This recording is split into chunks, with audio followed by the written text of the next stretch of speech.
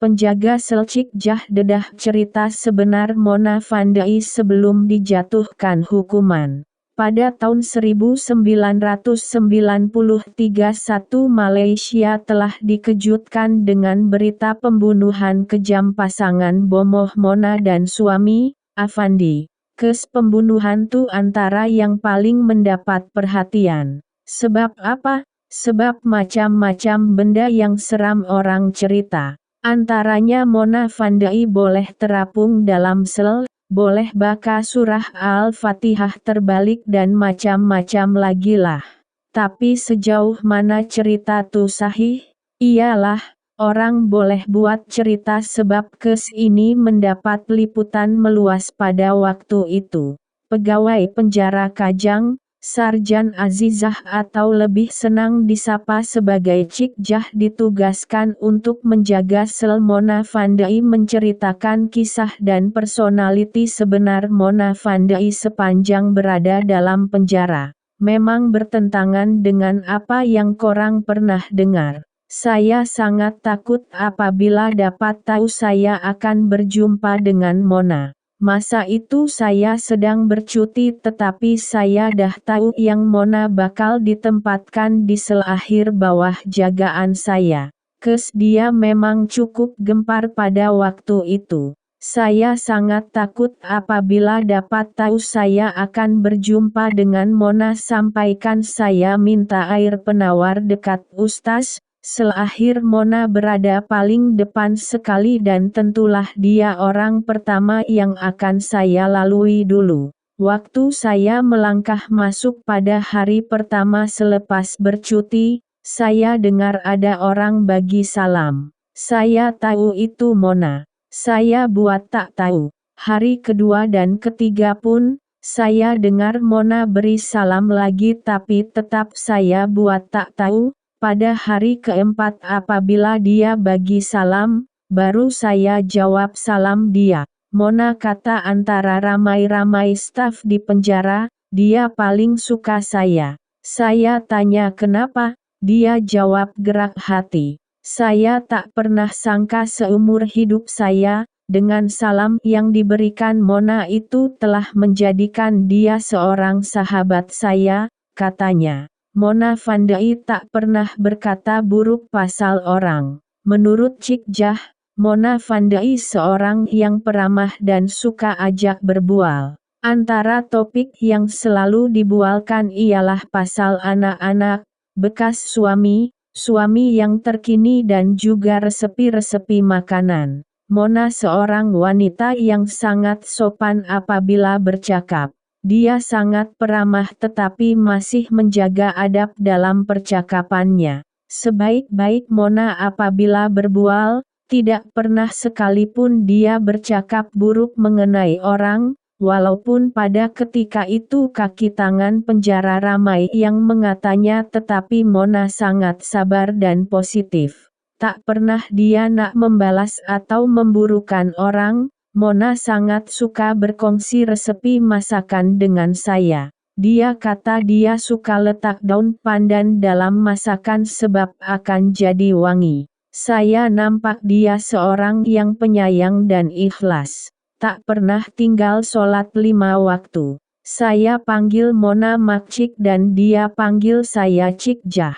Percaya atau tidak, Mona ni sebenarnya seorang wanita yang sangat menjaga sholat 5 waktu. Bukan itu saja, sholat sunat dan wirid juga tidak pernah ditinggalkannya. Setiap hari saya dengar Mona mengaji Al-Quran sehingga saya sendiri rasa terpegun. Waktu dia baca wirid pula, saya pernah minta dia kuatkan suara kerana saya bimbang dia membaca bacaan yang salah. Apa yang saya dengar adalah perkataan subhanallah yang tidak berhenti keluar dari mulut Mona, boleh terapung, gila ke apa? Cik Jah selalu baca surat khabar dan banyak melaporkan yang Mona Fandai mempunyai kebolehan untuk terapung dalam penjara. Saya suruh Mona apungkan badan dia macam dalam surat khabar laporkan. Mona kata gila ke apa? Mana dia boleh apungkan diri dia. Kemudian saya suruh dia baca surah Al-Fatihah terbalik. Mona jawab, sedangkan nak baca bismillah terbalik pun susah apatah lagi surah Al-Fatihah. Paling menarik, saya pernah tanya pada Mona betul ke dia keluar sel dan ke Caukit? Mona jawab, kalau dia boleh keluar sel buat apa dia nak ke Caukit? Baik dia balik ke rumah dan tak perlu masuk ke dalam sel lagi. Namun, apabila kita fikirkan balik, apa yang dikatakan Mona itu benar. Kalau betul dia ada kuasa yang boleh memboloskan diri dari penjara, lebih baik dia pulang ke rumah dari ke Caukit. Mona Fandai tak bersalah dalam pembunuhan ni. Cik Jah akhirnya mendedahkan sebenarnya Mona Fandai bukanlah dalang utama dalam kes pembunuhan kejam tu. Sebaliknya suami Mona sendiri, Afandi merupakan OKT 1, orang kena tuduh 1, dan OKT 2 pembantu pribadi mereka, Juraimi. Saya berada sepanjang prosiding mahkamah berlangsung kerana atas permintaan Mona sendiri, dia tidak mahu pegawai lain yang mengiringinya. Jadi, tangan saya akan digari bersama tangan Mona kemana sahaja. Mona telah terbukti tidak bersalah dalam kes pembunuhan ini dan dia telah dibebaskan oleh pihak mahkamah.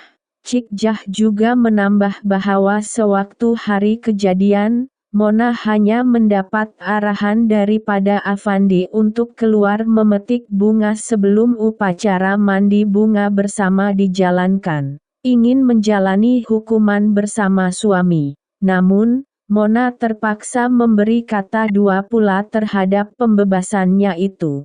Jika dia dibebaskan, dia mahu Afandi juga dibebaskan. Jika suaminya digantung, biarkanlah dia digantung bersama Afandi. Peguam Mona juga pernah memujuknya untuk menerima pembebasan itu tetapi tetap ditolak Mona tanpa pembebasan Afandi bersama. Itu pilihan Mona. Dia nak bersama suaminya. Saya nampak Mona seorang istri yang sangat baik dan sayangkan Afandi. Secara jujurnya, selama saya menjaga Mona di sel akhir saya sendiri gagal menemui kejahatan dari dalam dirinya.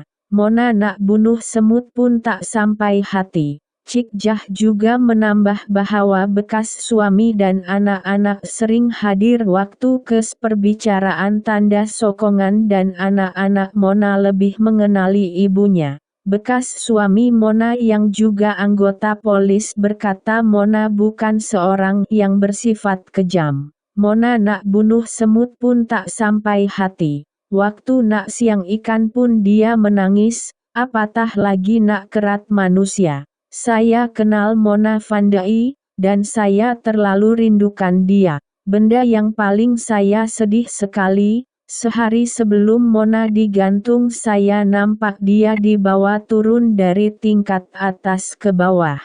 Muka dia nampak ceria sangat. Senyum tak sudah. Saya tanya Makcik nak kemana? Mona jawab dia nak pergi shopping. Sebenarnya, dia dapat jumpa Afandi di penjara sebelah. Sampai pusing di corner bangunan. Saya nampak dia toleh dekat saya dan tersenyum biarpun kedua tangannya bergari. Saya sendiri terlupa hari itu adalah hari Kamis, di mana banduan beragama Islam akan digantung pada pagi Jumat. Itu pun kawan saya yang juga baik dengan Mona beritahu, Mona dah nak digantung esok. Saya terduduk dan menangis tak berhenti. Itulah kali terakhir saya jumpa Mona dan saya sampai sekarang tak dapat lupa senyuman dia.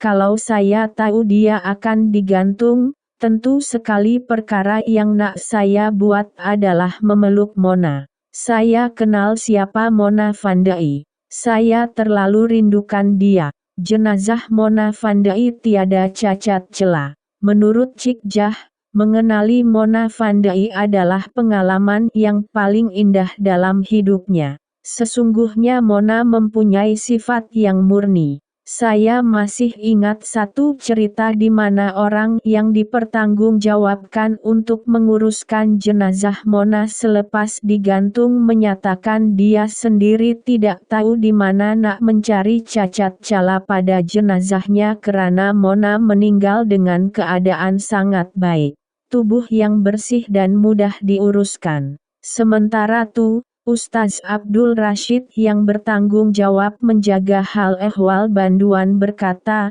"Alhamdulillah, Mona mengucap dengan fasih siap dengan terjemahan sekali. Pada sayalah, dia tahu waktu dia nak mati. Balasan dunia dia dah terima. Dengan Tuhan, kalau Tuhan terima taubat dia, mungkin dia jauh lebih baik dari kita semua."